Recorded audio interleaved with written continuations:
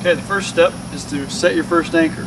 Simply figure out where you want to set up your stand, and then there's no exactness to where you have to put it. You just choose a location. So set it in the ground, put your tool in, start twisting in. Alright, so what you want to do once you get to the eye of your tie-down anchor to the ground, you want it at least to the ground level.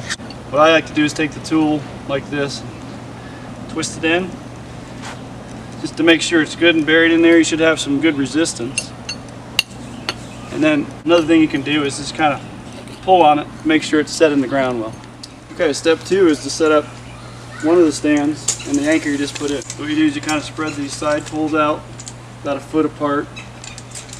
Take this carabiner clip, hook it into the eye of the tie down.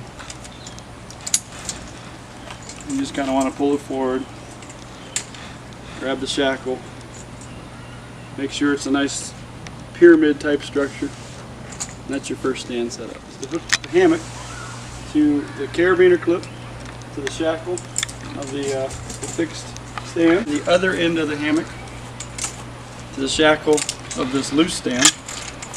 And what you want to do is you're going to walk this loose stand over and set it up in a pyramid type arrangement. And this will enable you to locate where you want to put your second tie down anchor. So you see how I've got the hammock somewhat taut?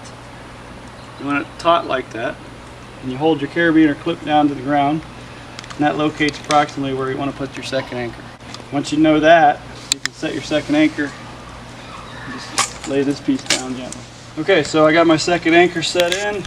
I got the eye hook at or slightly below ground level. Make sure it's good and tight in the ground, doesn't pull out. Grab the second stand, carabiner clip, and just pull it back up. Hook that into the eye hook.